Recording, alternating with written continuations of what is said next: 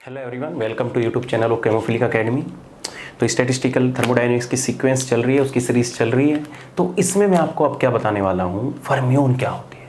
हमने Maxwell Boltzmann पढ़ लिया था, हमने बोसोन पढ़ लिया, बोसोन क्या होते हैं, उससे रिलेटेड क्वेश्चन भी देखिए किस तरीके के क्वेश्चन एग्जाम में आ सकते हैं। आज का टॉपिक है कि फर्मियोन क्या होते हैं। Fermion, what is fermion. अब देखो फर्मियोन क्या होते हैं। मैंने बताया था कि स्टैटिस्टिकल थर्मोडायनेमिक्स में 3 स्टैटिक्स दिए गए, मैक्सवेल बोल्ट्जमैन, फर्मी डायरेक और तीसरा क्या था, बोस-आइंस्टाइन। जो फर्मी डायरेक स्टैटिक्स को फॉलो करते हैं पार्टिकल, उन्हीं पार्टिकल को हम क्या बोल देते हैं, फर्मियोन बोल देते हैं। अब हुआ क्या कि जो फर्मियोन पार्टिकल होते हैं, या मैं इसको बात एक्सप्लेन करना चाहूँ, जो फर्मी डायरेक स्टैटिक्स होता है, उसकी जो खास बात होती है, पहला ये कि इसमें जो पार्टिकल होंगे वो सारे के सारे पार्टिकल इनडिस्टिंग्विशिबल होंगे। ये सारी चीज़ें मैं बता चुका हूँ, तभी तो कह रहा हूँ हर एक सीक्वेंस देखना जरूरी है। पार्टिकल क्या होंगे, इनडिस्टिंग्विशिबल होंगे। बी, इसमें जो एनर्जी होगी, या मैं कह सकता हूँ कि जो हमारा सिस्टम होगा, आइसोलेटेड सिस्टम होगा। कोई दिक्कत है बोलने की। तीसरा पॉइंट होगा कि क्या इसमें कोई रिस्ट्रिक्शन होगी। बिल्कुल, ये इकलौता ऐसा पार्ट है जिसमें हम क्या डाल देंगे, रिस्ट्रिक्शन। हम नहीं डालेंगे, इसने डाल के दी थी। रिस्ट्रिक्शन से मतलब क्या है कि only one particle can occupy one energy level. Only one particle can occupy one energy level. Only one energy level.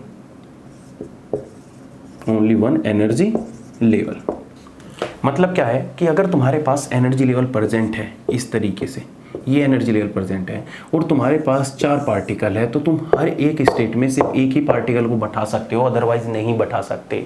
तो जब कभी भी पार्टिकल फर्मियोन की बात होती है, तो उसमें या तो तुम्हें state is equal to particle मिलेगी, या फिर स्टेट ग्रेटर देन पार्टिकल मिलेगी, क्योंकि लेस देन तो हो ही नहीं सकती। क्योंकि जब एक ही स्टेट में एक ही पार्टिकल हो सकता है, तो इसका मतलब या तो स्टेट पार्टिकल के इक्वल होनी चाहिए, या फिर स्टेट पार्टिकल से ज़्यादा होनी चाहिए, तभी हमारी कंडीशन यहाँ पे फुलफिल हो पाएगी।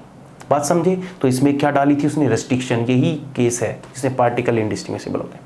फोर्थ, डी, कि जो फर्मियोन होते हैं वो इंटरनल स्ट्रक्चर के ऊपर डिपेंड करते हैं। इंटरनल स्ट्रक्चर के ऊपर। इंटरनल स्ट्रक्चर से मतलब ये होगा कि जो फर्मियोन पार्टिकल होते हैं वो वही पार्टिकल होंगे जिनमें न्यूक्लियर स्पिन की वैल्यू हाफ इंटीग्रल के इक्वल होगी, जिसमें आई की वैल्यू हाफ, 3/2, 5/2, 7/2 हाफ के इंटीग्रल के मल्टीपल की इक्वल होगी। उसी को हम क्या बोलेंगे, फर्मियोन बोलेंगे। ऐसे एग्जांपल, जैसे तुम इलेक्ट्रॉन ले लो, प्रोटॉन ले लो, न्यूट्रॉन ले लो, जैसे तुम 1H, बात सेम ही है। ऐसे ही 3 ये ले लो, NO ले लो, ये सारे के सारे जो पार्टिकल होंगे वो क्या होंगे, हमारे फर्मियोन होंगे। इसमें इलेक्ट्रॉन भी आ जाता है, प्रोटॉन भी आ जाता है, न्यूट्रॉन भी आते हैं। ये सारे के सारे पार्टिकल क्या हो जाते हैं, हाफ इंटीग्रल हो जाते हैं, और इनके लिए क्या होते हैं, इनको हम फर्मियोन बोलते हैं। तो बच्चों ने बहुत बार मुझसे पूछा भी था, जो लास्ट प्रीवियस वाली वीडियो थी उनमें बच्चे पूछते भी थे कि सर हम इलेक्ट्रॉन, प्रोटॉन, न्यूट्रॉन को इन सबको किस में रखेंगे, तो उन सबको हम फर्मियोन में रखेंगे। बात ठीक है। अब देखो दूसरा आता है इनका वेव फंक्शन, कि जो हमारा फर्मियोन है, फर्मियोन वही पार्टिकल होंगे जिनका न्यूक्लियर स्पिन की वैल्यू हाफ इंटीग्रल की इक्वल होगी। ई आता है हमारा कि वेव फंक्शन कैसा होगा। तो इन पार्टिकल के लिए जो हमारा वेव फंक्शन होता है वो एंटी सिमेट्रिक होता है। Anti symmetric wave function.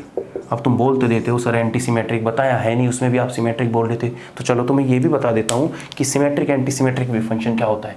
Simple सा, अगर तुम मैं एक्सप्लेन करूँ चीज़ों को, सिमेट्रिक वेव फंक्शन जिसमें सिमेट्रिक प्रेजेंट हो, जैसे सपोज करो ये हो गया और ये तुम्हारा पार्टिकल है और इसके ऊपर ये डाल देता हूँ, तो ये क्या है, सिमेट्रिक वेव फंक्शन है। देखो अगर मैं इसको बीच से काट देता हूँ तो आधा इधर रह जाता है, आधा इधर रह जाता है, इसको हम क्या बोल देते हैं, सिमेट्रिक वेव फंक्शन। या मैं इसको अगर बोल दूँ इधर पॉजिटिव एक्स डायरेक्शन है, इधर क्या है, नेगेटिव एक्स डायरेक्शन।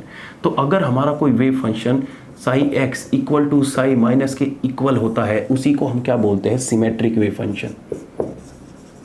क्या बोलते हैं इसको, सिमेट्रिक वेव फंक्शन। लेकिन अब हम तो एंटी सिमेट्रिक की बात कर रहे हैं, क्योंकि फर्मियोन क्या होते हैं, एंटी सिमेट्रिक। तो एंटी सिमेट्रिक जो पार्टिकल होते हैं वो ऐसे होते हैं। कैसे, एंटी सिमेट्रिक वेव फंक्शन।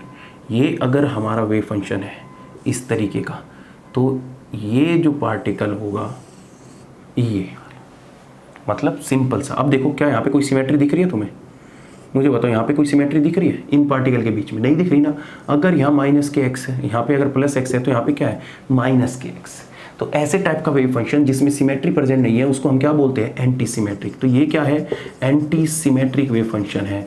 और इस एंटी सिमेट्रिक वेव फंक्शन के लिए अगर मैथमेटिकल कंडीशन को मैं एक्सप्लेन करना चाहूँ तो किस तरीके से करूँगा कि इनके लिए जो हमारा wave function psi x equal to होता है माइनस के साई माइनस के एक्स। बोलो, तुम्हें कंफ्यूज होने की जरूरत नहीं है, हर चीज़ तुम्हें बता के चलूँगा मैं, कुछ नहीं छोड़ूंगा कि सिमेट्रिक वेव फंक्शन और एंटी सिमेट्रिक वेव फंक्शन क्या होते हैं। कोई दिक्कत है आज के बाद?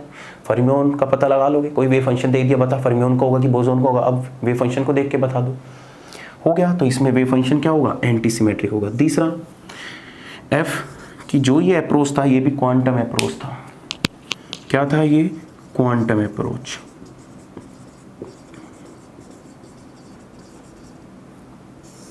ये क्या था? हमारा क्वांटम अप्रोच था।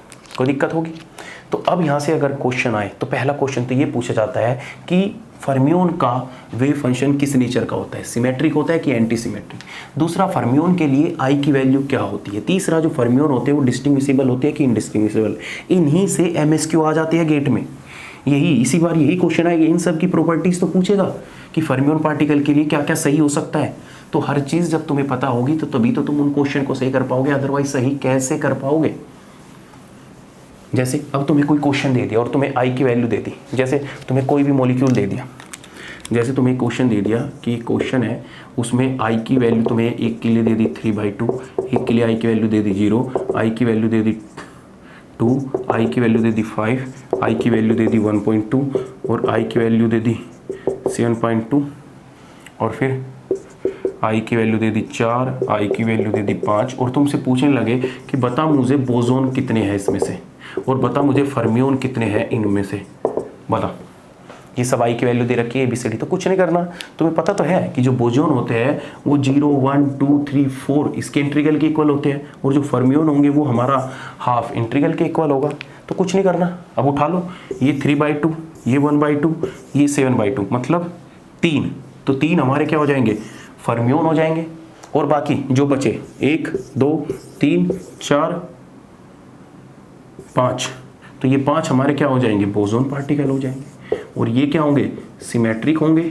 और ये क्या होंगे? एंटी सिमेट्रिक होंगे। बोलो, कोई दिक्कत है?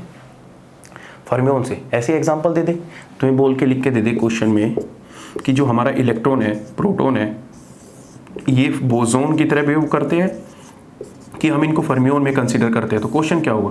आंसर होगा कि हम इनको फर्मियोन में करते हैं। या तुमसे इनका वेव फंक्शन का नेचर पूछ ले कि जो इलेक्ट्रॉन और प्रोटॉन होता है या न्यूट्रॉन होता है, इनके लिए जो वेव फंक्शन का नेचर होता है वो सिमेट्रिक होता है कि एंटी सिमेट्रिक होता है? तो सिंपल सी बात है, एंटी सिमेट्रिक होगा। तो क्वेश्चन तुम्हारा इसी चीज़ से छुपा हुआ होगा अंदर ही, तो तुम्हें वो बाहर निकालना है। बताओ, बात क्लियर है कि नहीं है? तो मैंने तीनों चीज़ बता दी तुम्हें, फर्मियोन, बोसोन, ये सब कुछ एक्सप्लेन कर दिया। अब जो नेक्स्ट वीडियो आएगी उसमें मैं तुम्हें बताऊंगा कि तुम माइक्रो और मैक्रो स्टेट कैसे निकालोगे किसी सिस्टम के लिए। भाई किसी सिस्टम में कितनी मैक्रो स्टेट होगी, कितनी माइक्रो स्टेट होगी, उसके लिए क्या क्या रूल होंगे, वो कैसे निकालेंगे। अब उसमें तीनों के लिए आती है। मैक्सवेल बोल्ट्जमैन डिस्ट्रीब्यूशन के लिए अलग से माइक्रो स्टेट निकाली जाती है, इसके लिए बोसोन के लिए अलग से माइक्रो स्टेट होती है और फर्मियोन के लिए अलग से माइक्रो स्टेट होती है। अगर मैं प्रीवियस ईयर की बात करूं, इतने टॉपिक तक इसकी मतलब मैक्रो स्टेट और माइक्रो स्टेट तक अप्रोक्स 30 क्वेश्चन आ रखे हैं। 30 क्वेश्चन इतने पोर्शन से आ रखे हैं। नेट और गेट को मिला के अगर मैं बात करूँ 30 क्वेश्चन का मतलब समझ रहे हो कि टॉपिक छोटा सा है और कितने क्वेश्चन इससे पूछ रखे हैं। मैक्सवेल बोल्ट्जमैन डिस्ट्रीब्यूशन, तीनों की प्रॉपर्टी, अब जो आगे पढ़ाऊंगा कि वो क्या होगा, क्या बोलते हैं इसको, मैक्रो स्टेट और माइक्रो स्टेट क्या होगी, उन सब को मिला के अप्रोक्स 30 क्वेश्चन आ रखे हैं। तो नेक्स्ट वीडियो में मिलेंगे जिसमें मैं तुम्हें माइक्रो और मैक्रो स्टेट निकालनी सिखाऊंगा। मैक्सवेल बोल्ट्जमैन डिस्ट्रीब्यूशन से स्टार्ट करूंगा और हर एक किसी की सीक्वेंस वाइज तुम्हें मैक्रो और माइक्रो स्टेट निकालनी सिखाता रहूँगा। ठीक है, तो वीडियो पसंद आई हो तो लाइक करो और कमेंट करो, शेयर करो, भेजो सेम डायलॉग हर वीडियो को लास्ट में। तो चलिए नेक्स्ट वीडियो में मिलेंगे माइक्रो स्टेट के साथ।